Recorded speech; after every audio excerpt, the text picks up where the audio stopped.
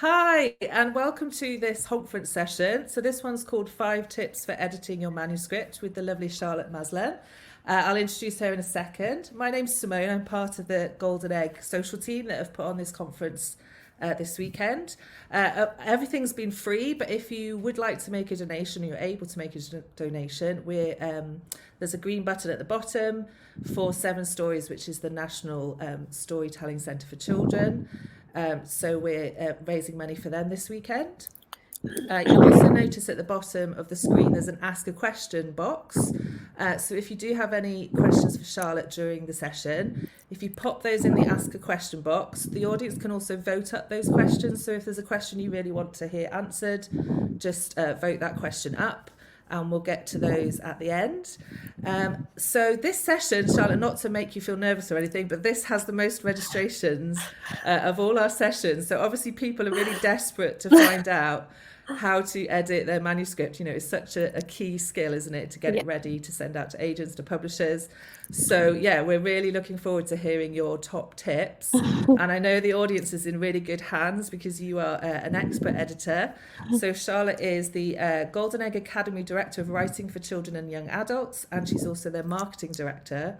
You teach some of the courses as well. I know I was on a course last year and Charlotte did a fantastic day seminar, which was brilliant. So thank you for that, Charlotte. I know you're all in good hands. You're going to have a great session. So I'm going to mute myself and minimize myself down, and then I'll pop back up at the end. And over to you, Charlotte. Thank you very much.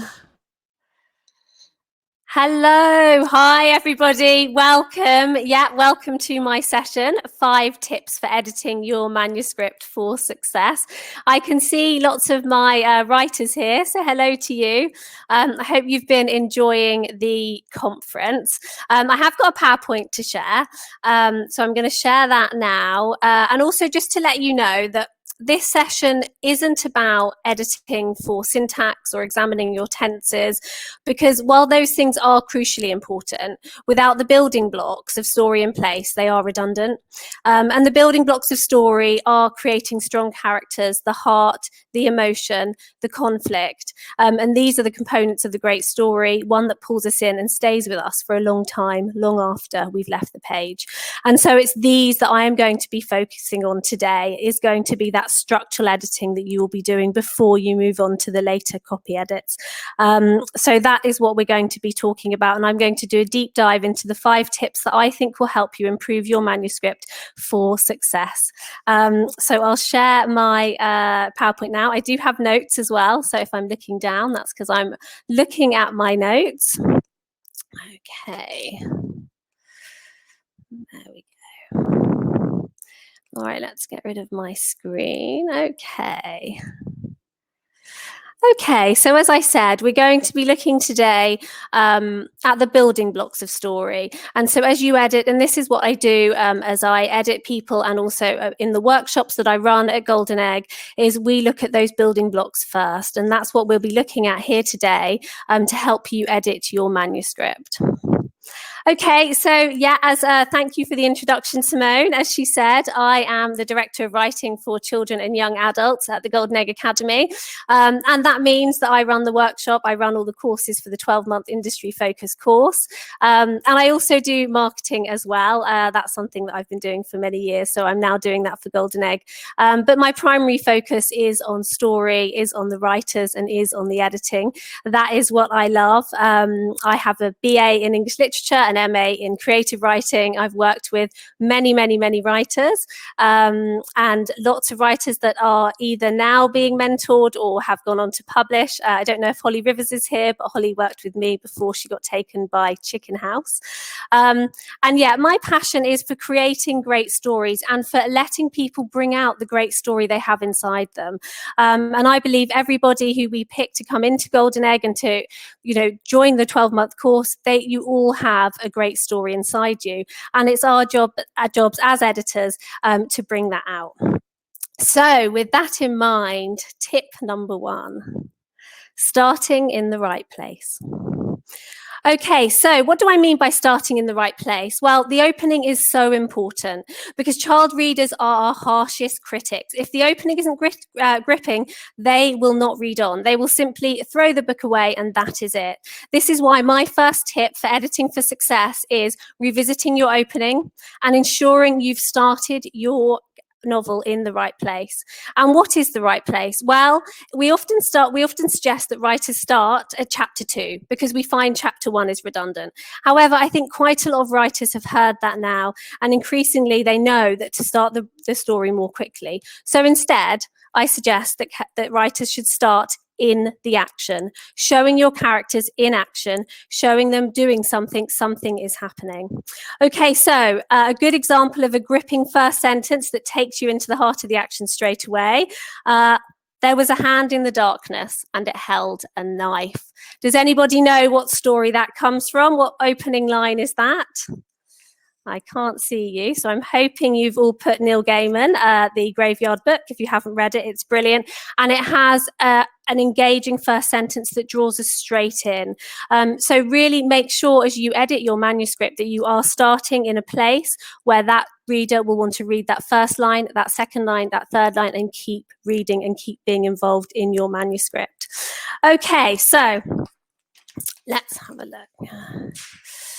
Right, then secondly, you need to raise the stakes. Raising the stakes is increasingly important.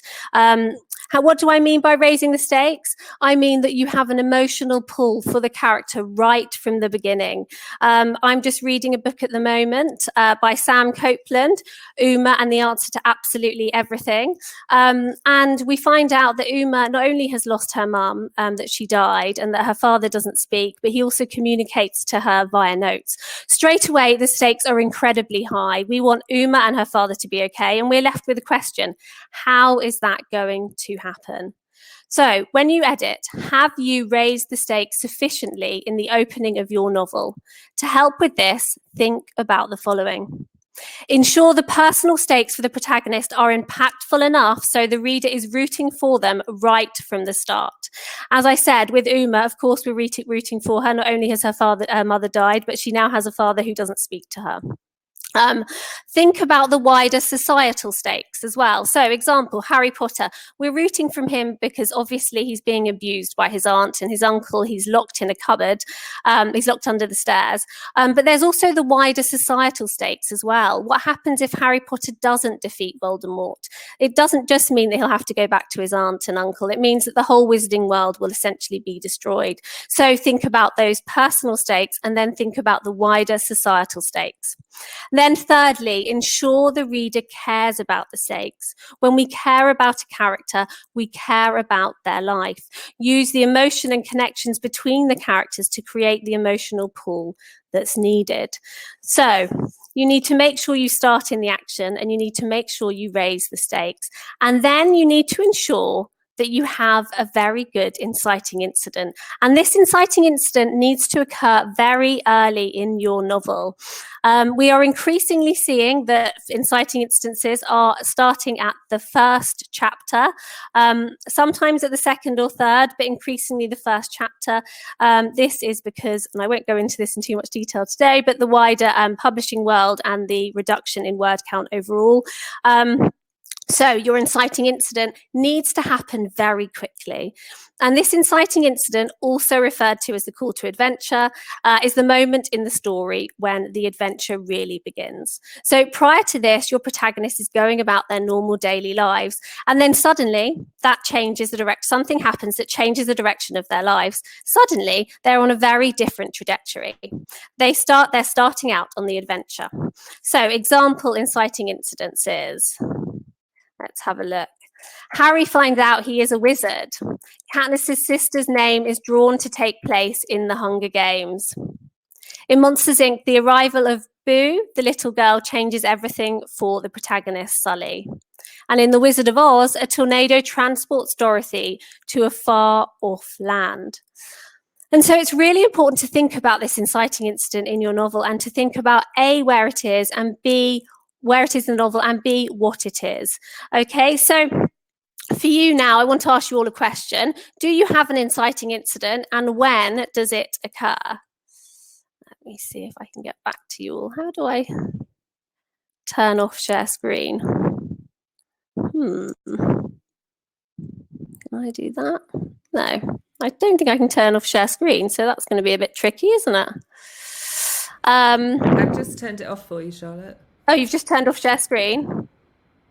So can you not see my screen anymore? Hi. Yeah, we're just back to you now. Okay, great. Sorry. Thank you. Can you I see could the I thought I chat? could do it myself. So I was thinking, how could I? Okay, great. So let's have a look. Where does your inciting incident happen? Let's see. Yes, chapter 1, Sarah, brilliant. Hello. First chapter, arguably first paragraph, Claire, fantastic. Okay, first line, amazing. Good, everybody. Okay. Yes, chapter 2, John. Okay, great. Within the first 3,000 words, fantastic. I'm assuming that's probably the first chapter, maybe second. Yes, chapter 1. Yeah, okay. We've got lots of you saying, you know this stuff. Fantastic. All right. So good. And I think that's really important now. And that's what we talk about Golden Egg is that, you know, more and more those inciting incidents are happening really, really quickly. And so when you do edit, this is something I talk about straight away is edit so that we're really in the action. And so that inciting incident happens very quickly. Second page, fantastic. End of chapter 1. Great. Okay, lovely. Right, let me share my screen again. Application window. And forgive me because I haven't used Crowd Class before, so I'm not as au fait with it as I am with Zoom. So just excuse me if I'm a little bit. Okay, so number 2, examining your main character. Okay, so why is this so important? Because the main character is the story. So firstly, do you have a main character? The reason I ask this is because often when we get writers into Golden Egg, we have many writers that may have multiple viewpoints. Now, multiple viewpoints can have merit and they can be really useful in some instances. However, for middle grade, often multiple viewpoints, it's a middle grade reader cannot follow multiple viewpoints. But mainly the reason someone puts in multiple viewpoints, and this is for YA as well, YA they can, you know, YA reader can obviously follow multiple viewpoints. However, the reason that you've put them in is the question that I ask everybody, because often it's when you haven't delved deeply enough into that protagonist. And so what you do instead of doing that hard work is you go and create some more viewpoints for some more different characters. So that's why I ask you, first of all, when you look at editing your main character, do you have one? And if you are using multiple viewpoints, why are you using them? Because if you're not using them for a really robust reason that is absolutely integral to the story, I would say go back to the beginning and focus on that main character instead. Okay, so your main character, are they at the center of the action? Now, what do I mean by this? Okay, so the protagonist is the story. So if you imagine your protagonist in complete darkness and every step they take, the setting, the secondary characters, everything comes to life because every step your character takes, your protagonist takes, and every action, every reaction, every interaction, that forms the center of the story. That protagonist needs to be at the heart of the story at every single juncture. So ask yourself, is your protagonist at the center of the action? Is it their actions causing the reactions from other characters and your antagonist? Okay, does your main character have a goal? Now, the main character is the most important part of a children's story. Children want to engage with a main character. They want to connect with this main character. But they will get bored of this character if the character does not have a very clear external goal. So does your main character have a goal? Let's look at some example goals. So Harry's goal is to find the stone before Voldemort does, and that's in the Philosopher's Stone. So that's his goal. Katniss's goal at first is to win the Hunger Games so she can go back to her sister. Sully's goal in Monsters, Inc. is to return Boo safely home. And Dorothy's goal is to find her way home. And all of these goals are strong external goals that we as readers really want them to achieve. So for you, it's really important to ask yourself, does your main character have a goal? Simone, if you could just switch off that, I'm going to have a look at and ask the question. Does your main character have a strong external goal? Could you share with me? Let me know if you switch it off and I'll escape it and go into the chat. Yeah, that's fine. Hello. Okay, so does your character have a good external goal? What about when you have a first person narrator for your protagonist is a person there? Oh, so you're talking about okay, so you're going into the, Claire will come back to that at the end. Yes, but working on strengthening it. Yes, yes, yes. To save his brother, fantastic. To stop the hauntings, fantastic. To find the ghost's head, love it. Not at first, okay, that's fine.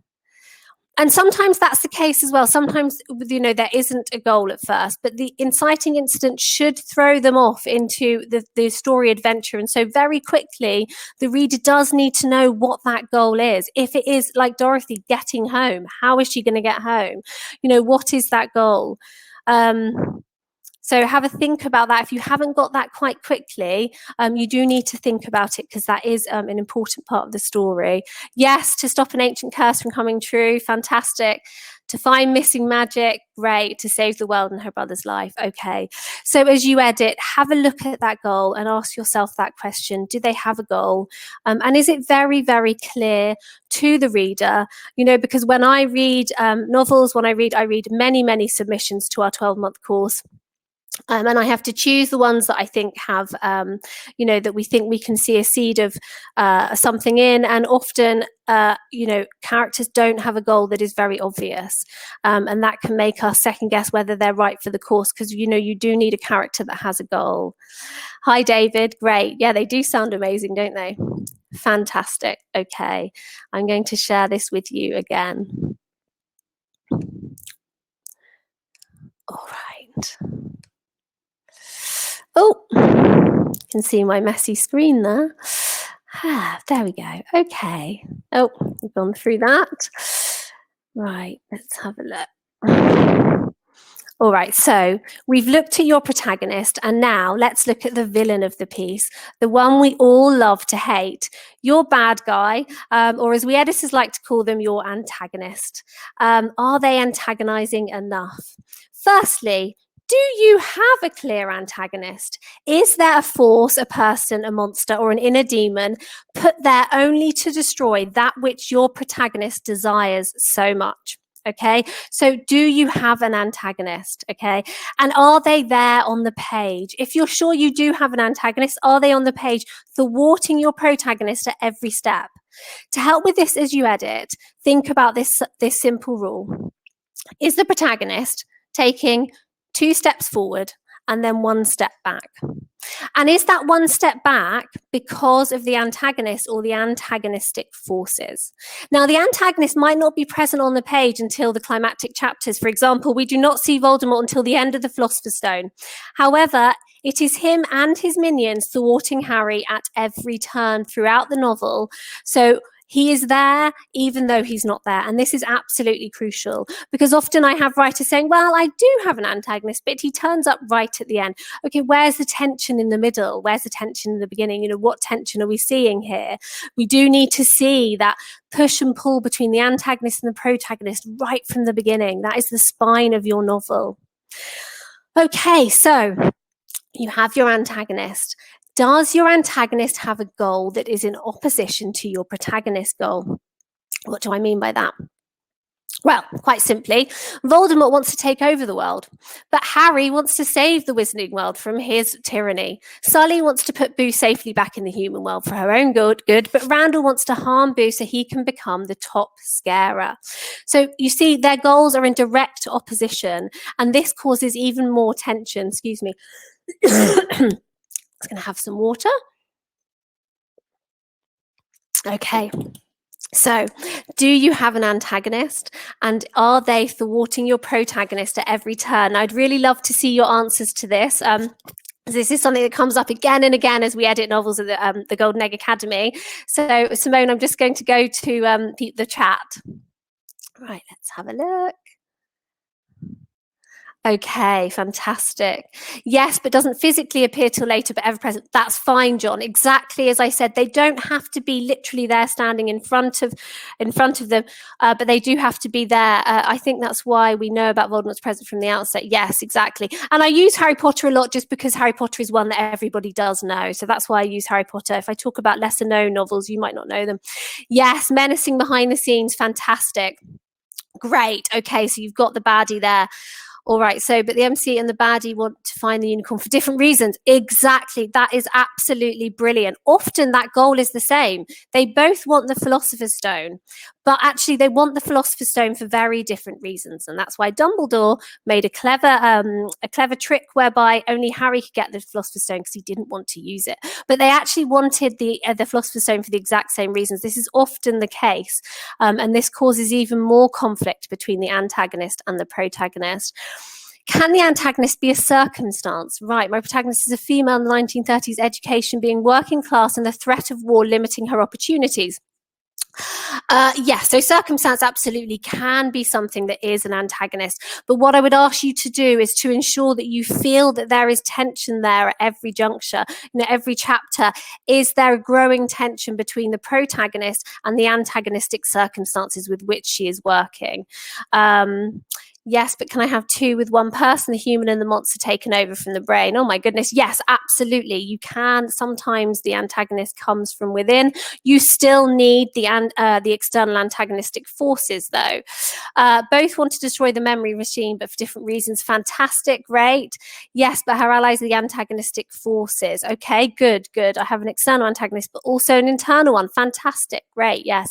I mean, and then often the protagonist, and I'm not going to touch too much about this today, but they obviously have their own demons that they need to exercise as they go through the novel as well. But today we're just going to look at the external goals. Okay, fantastic. Several, a horrible head, the whole situation, other groups of children at school, great. And I'm going to be talking about conflict next.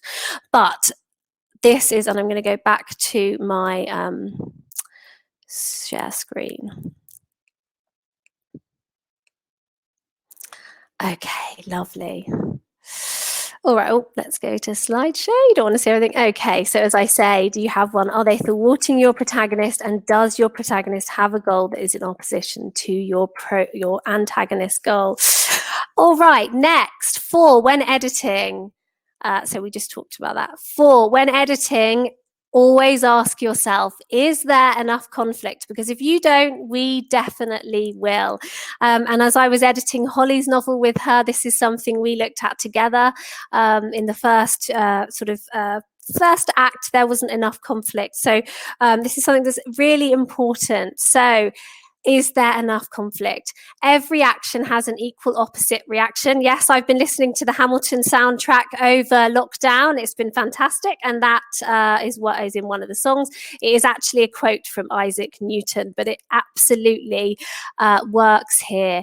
Every action has an opposite reaction. And that is the conflict that we need in your novels.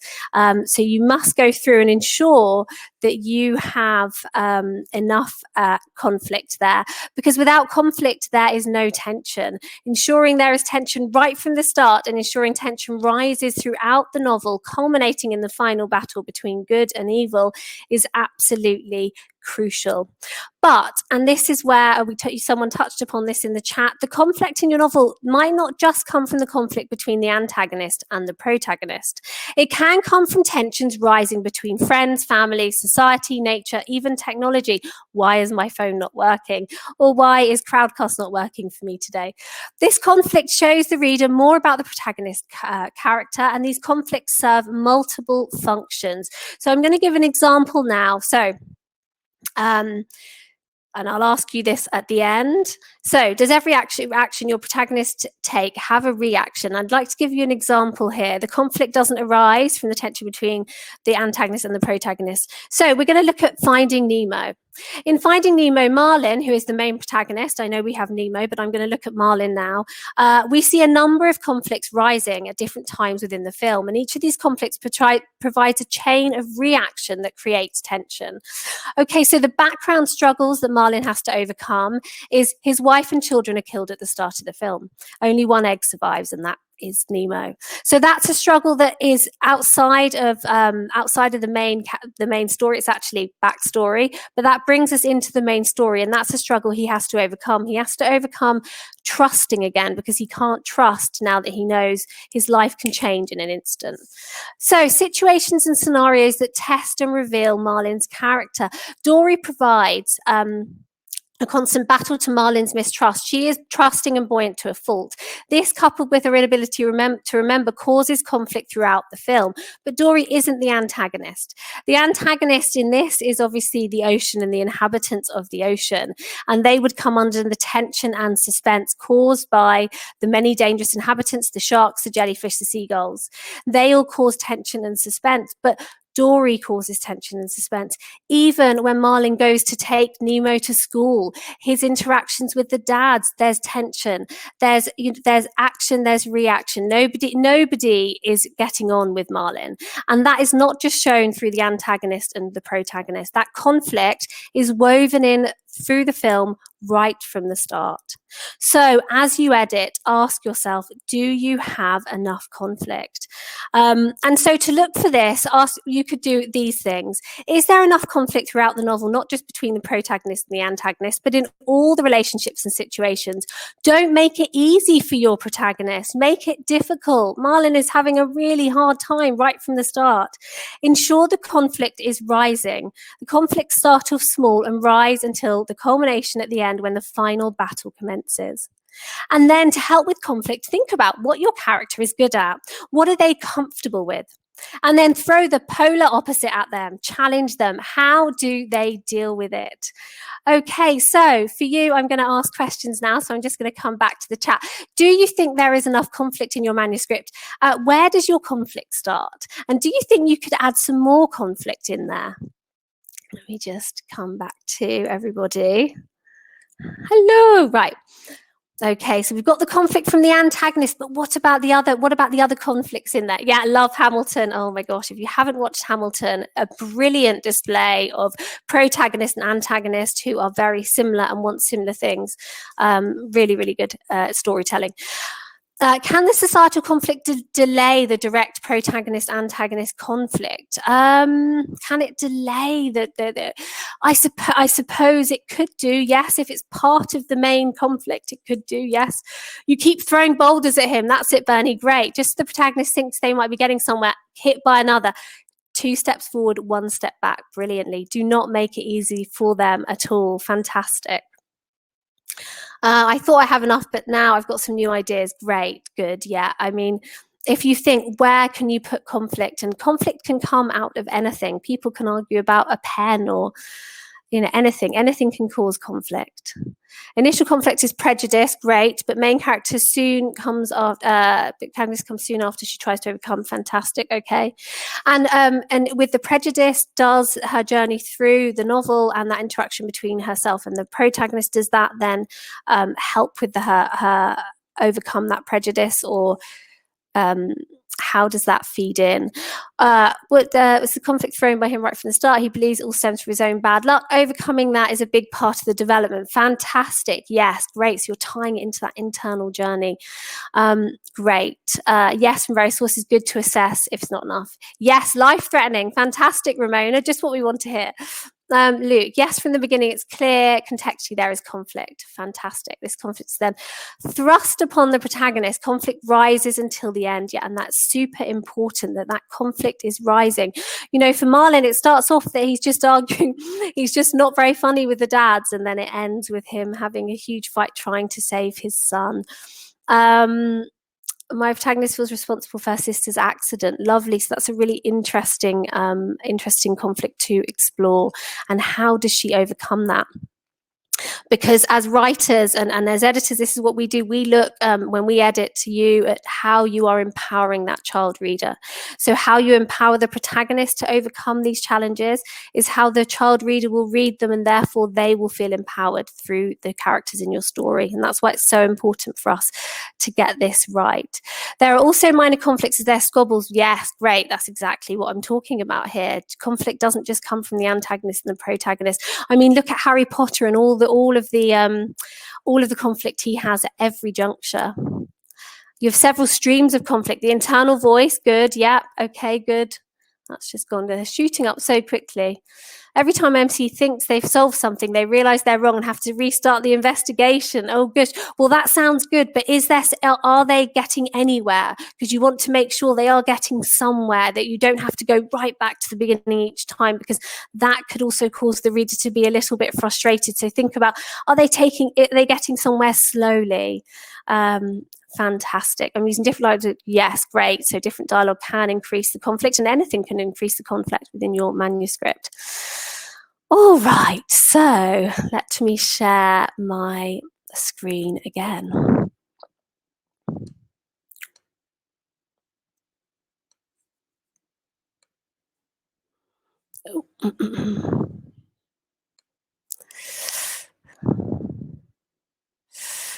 Yeah, that's what I want to do. A bit slow. All right, so as you edit, it's really important to make every chapter count. Now, I talked firstly about making sure you have a very impactful opening, and then secondly about the conflict between the antagonist and the protagonist, and indeed the conflict between all of the characters and actions in the novel. But what is also important is to make every chapter count, and chapters should be around the same word count. And a chapter is a break. It's a respite for the reader. It's a natural break that allows them to take a breather, to pause. And so chapters in themselves are mini stories. So is every chapter relevant to the overall story? And I'll give an example here. I was working with Holly on her novel, and she had a wonderful chapter that was atmospheric. The character was having a great time. We both really loved this chapter. But when we sat down to edit, I asked her, did she think it was relevant to the story? And it wasn't relevant. So we did have to remove it. So is every chapter relevant to the story? And you may love a chapter, but if it isn't relevant to your protagonist's journey through this novel, then remove it. And you should have a goal for each chapter. How is each chapter moving your story forward? What is the goal? You should have the overall goal and then the mini goal. How do you want this chapter to end? And every single chapter, you should be thinking about this. A chapter shouldn't just be placed in there because your character wants to go to the shops, for instance. It needs to be relevant to that overall story and be impactful to the reader and still hold that tension. And chapters, as I say, they are mini stories. They have a structure. They have a beginning, a middle, and an end. And quite often with chapters, they end with a cliffhanger. Now, they don't always have to, but certainly with children's novels, children do love a cliffhanger. They love it when there's an unresolved conflict between the characters, a new crucial piece of information, or an actual cliff. Anything to keep the reader engaged into what is coming next. So ensure that every chapter that you write has a cliffhanger, but has a beginning, a middle, and end, and has a structure. And a cliffhanger does help because it does keep that child reader wanting more. And that is it. So I've left some time for questions because I know that I've gone through quite a lot in these 5 tips for you. And I know that you might have some questions. So I'm going to ask you now, I'm going to come off and ask some questions. And if you wanted me to clarify anything a little bit further that I've chatted about today, then now is the time. Okay. That's fantastic. Thank you, Charlotte. So much, I can just see from the chat, there's so much buzz that people are already getting so many ideas, and I'm scribbling down for my work in progress. I'm like, yes, I need to do this. I need to do this. So fantastic. So thank you, everybody. We've got lots of questions coming up, so I'll go through those. Okay, the first one from Fran Benson. If the inciting incident happens so soon, because you were talking about that in the first chapter maybe, how do we set up the status quo normal world, or is that less important? Yeah, you just have fewer words to do it. So yeah, that is hard. I mean, what you have to do, I think, now is be much more clever about evolving the normal world into once the story started. So once you've got the inciting incident, you can then build the story from that point. But you can do it. You can build the story, or connect with the character and build those stakes very, very quickly. And what I advise you to do is look at stories that have been published, particularly in the last 3 years, and see how they do that, because they do it well and they do it very quickly. But you're right, you do have fewer words to work with. So you have to be very clever and concise in what you're wanting to tell that child reader. Brilliant, thank you. Yes, the pace has definitely changed, hasn't it, in the last few years. Well, and also it's the attention span of the child reader as well. I mean, there's a couple of things. There's also the publishing industry and how they want books that are shorter, but also we're finding with children, they really do need to be engaged so quickly. Even Harry Potter now, 70,000 words. The first one, that would have been edited down a lot. Yeah. And it's that hook, isn't it? That hook to get people in. Okay, we've got one from LJ. Some agents expect professionally pre-edited manuscripts, but then publishing house editors talk about developmental edits on the manuscript. So how can authors reconcile these requirements, and how can they know the all-important question, when are you ready to submit, especially as if you can't afford to pay for freelance editing, because obviously it can get a bit expensive, can't it? Oh yeah, no, it can. That is a very hard question. I mean, so there's two things. Developmental editors, we can take a novel so far, and actually I'll use Holly's book as a good example of this. So with Demelza, I worked with Holly. She did one more edit and it went to Chicken House, and they actually completely changed the ending at that stage. So they were still doing developmental edits, even though the story was brilliant and it had everything it needed, but they really wanted to create another element of surprise, and so they bring in that developmental edit. And so you have to, it's really hard, because I would advise you to get someone to look at your manuscript before you send it out, because how do we know our manuscripts are ready? I wouldn't know mine is ready. I would be asking Imogen or one of my other editors to read it. But yes, you're right. They will do development with a manuscript, but the manuscript does have to be good, because there are so many being sent now. So it does have to be. Yeah, it's such not that you're competing with each other, which I know has been a Twitter conversation this weekend. That's not at all the case, but obviously, you want it to be the best that it can be before it is shown to people. Yeah, absolutely. Brilliant, thank you. Okay, we've got one from Camilla Chester. Is it better to cut and paste or just start again with a structural rewrite?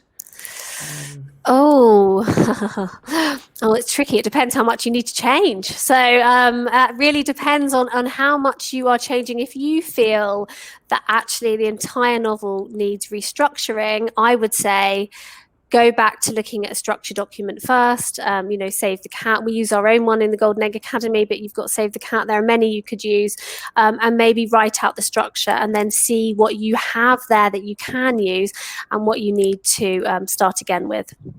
Brilliant. I'm just going to jump in there with a question based, from Camilla's.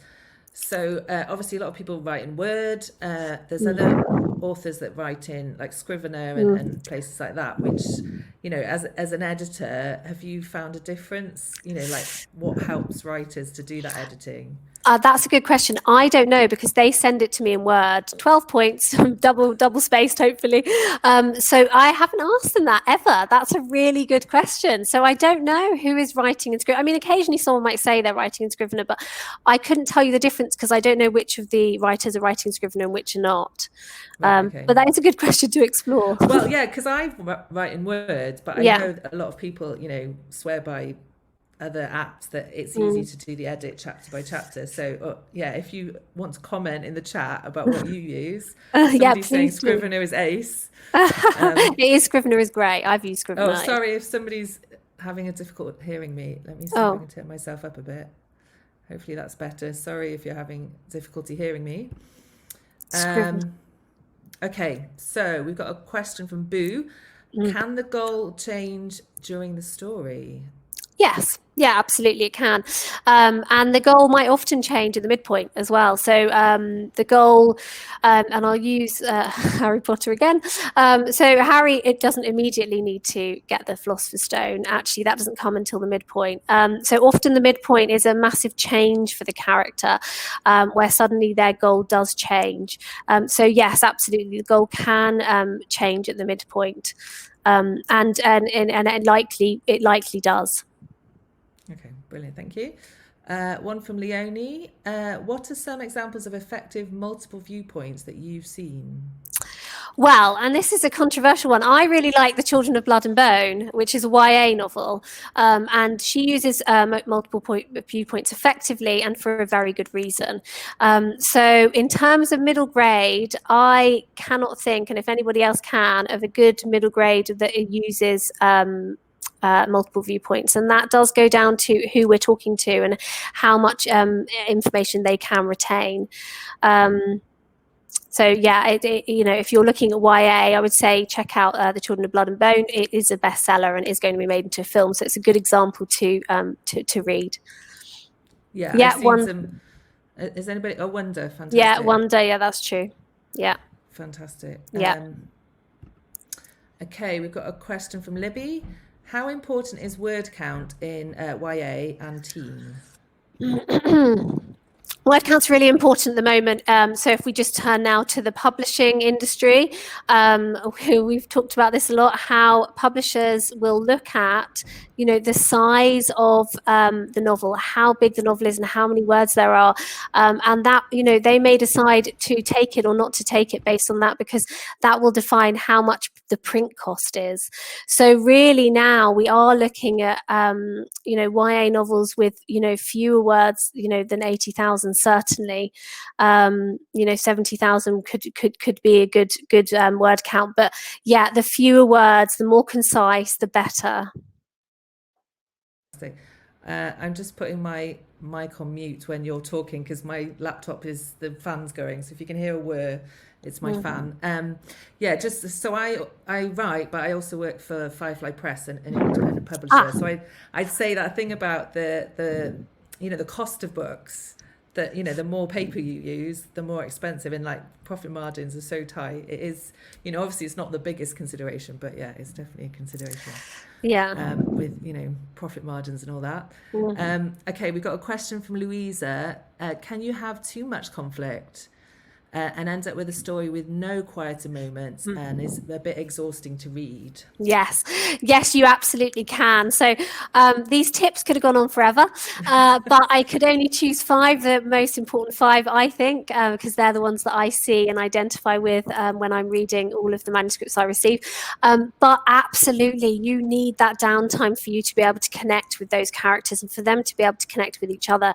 You need the lulls in that tension. Otherwise, just go, it's too much. So absolutely, you are right. You need to have those quiet times as well.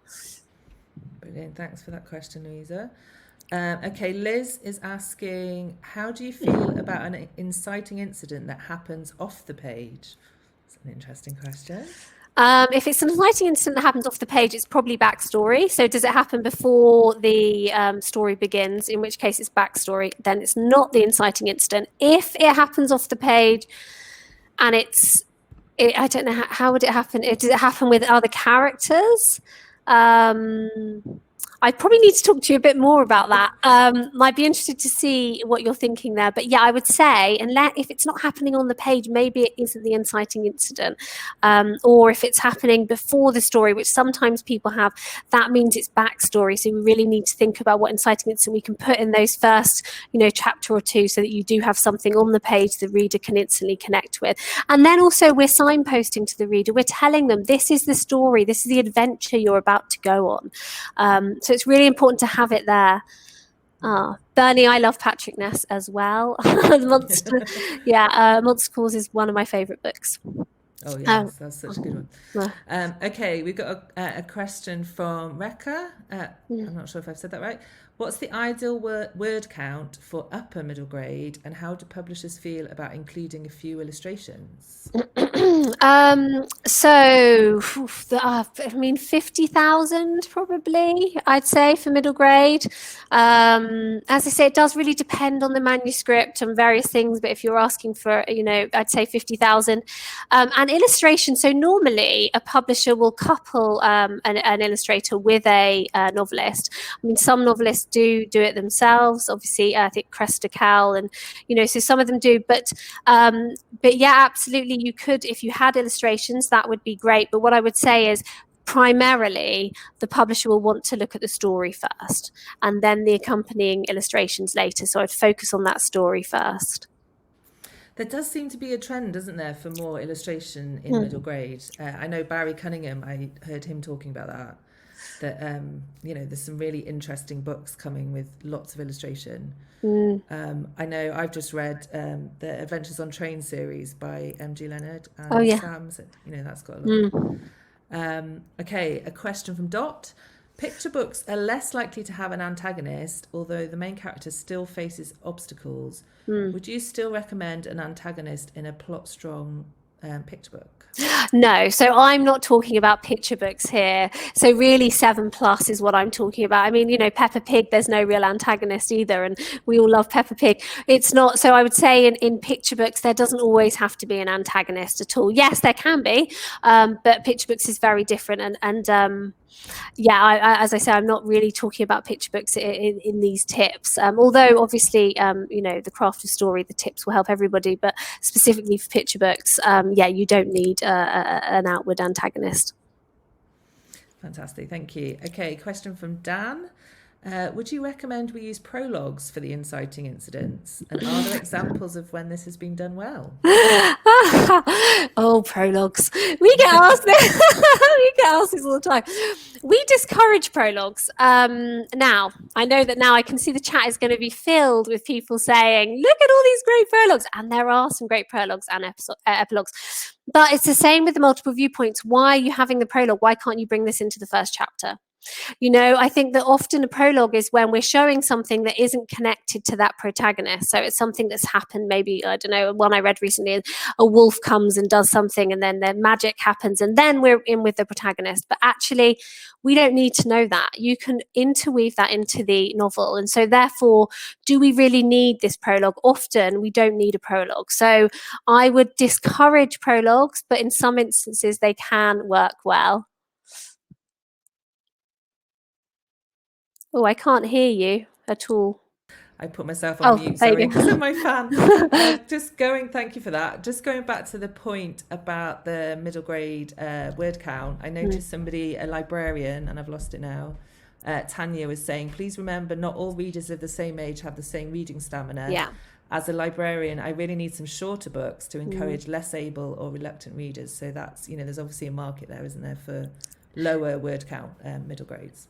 Absolutely. And I mean, you can get the younger middle grades as well. So, with much shorter word counts that children love. My 7-year-old, wouldn't read a 40,000 word middle grade novel herself. So, absolutely. That's a really good point. Yeah, thanks for that, Tanya. Okay, question from Kate Davis. Can you have more than one antagonist? Yeah, absolutely. You can have more than one antagonist. I would probably ask you, I'd explore that with you a little bit. What's the purpose of the dual antagonist? As I say, if the antagonists are working for the main antagonist, so in the example I gave with Harry Potter, you've got, Voldemort is there, isn't he? But he's not actually there. And then the antagonist also, so in Finding Nemo, the ocean is the antagonist. And therefore, there's no one big antagonist, is there? There's just antagonists everywhere because that's the ocean. So you absolutely can have more than one antagonist. And I would ask your reasoning for why you had more than one. What was the purpose of that? Brilliant, thank you. Okay, a question from Tracy.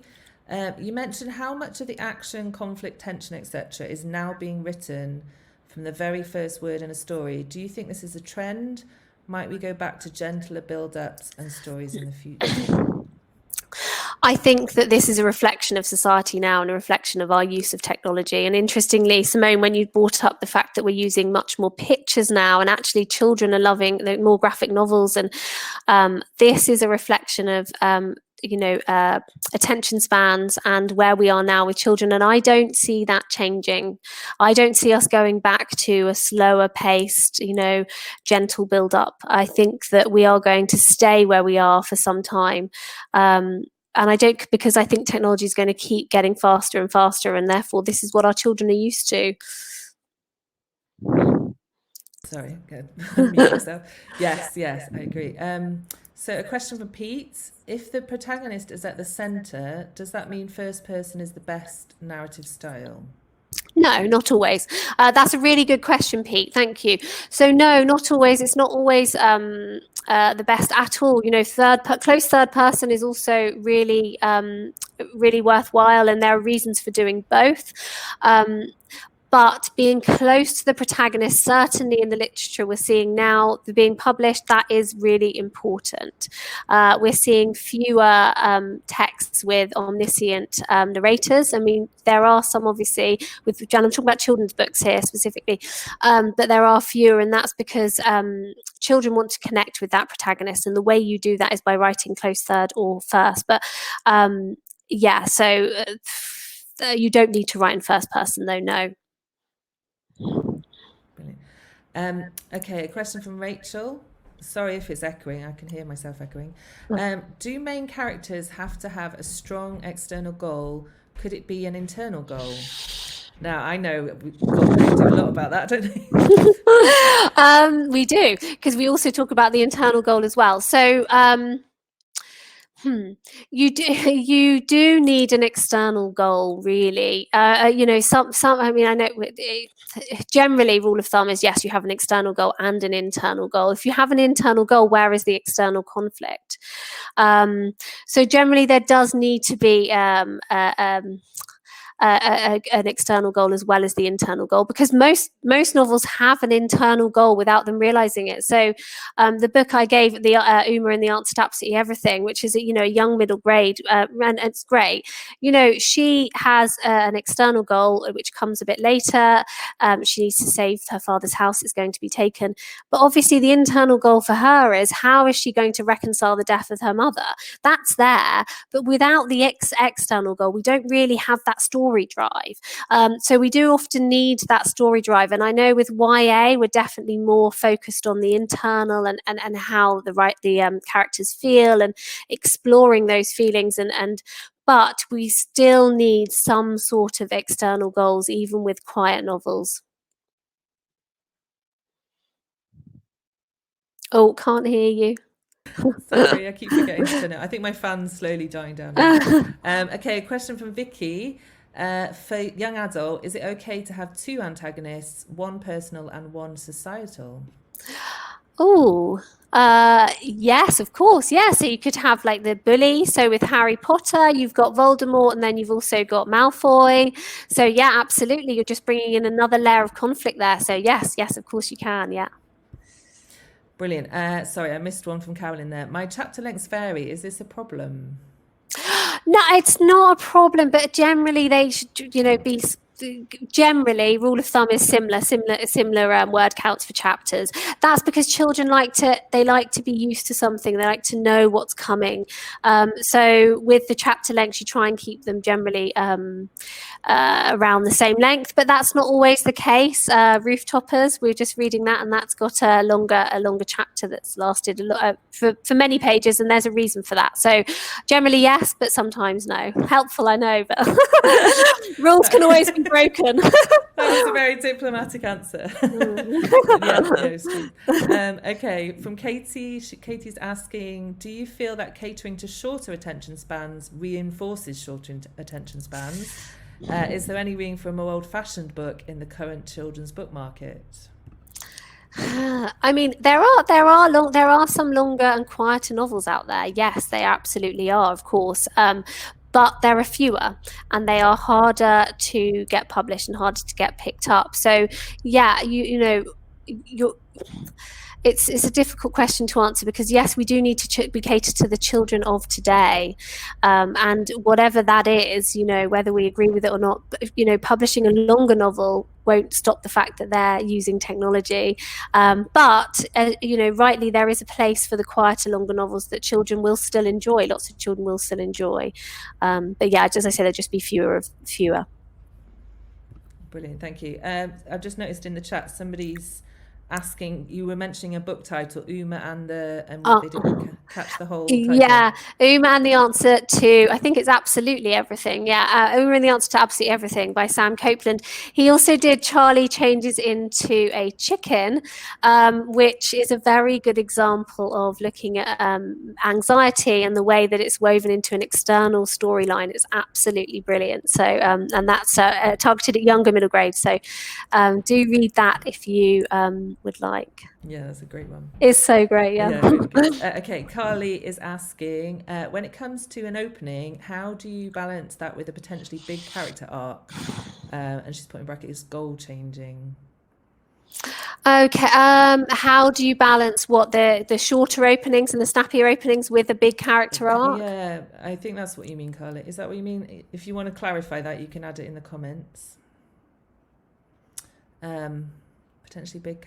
Yeah, it's quite, it's how much does your main character change? So how big do you make that arc? Yeah. Okay. Okay. So in terms of how do you? So if you. I mean, you want to raise the stakes as much as possible, so you really want, not always how much the character changes, but how much they're having to deal with how big those stakes are. So you really want to make sure that you've got really big stakes right from the beginning. And, if you're asking how you balance that with having a shorter opening, I would say be very, very strict with your words. The words you use, how can you succinctly tell us in one sentence, which maybe you would have tried to tell us in 3 sentences about why they're feeling what they're feeling or what is happening to them. And so the sparsity of text is absolutely important if you've got a character and you want to convey all these things. How can you do that with reducing that text down and being very clever with your the words you choose? Brilliant, thank you. Okay, we've just got time for a few more questions. I know it's brilliant that so many of you have been asking questions. Thank you. Okay, we've done that one.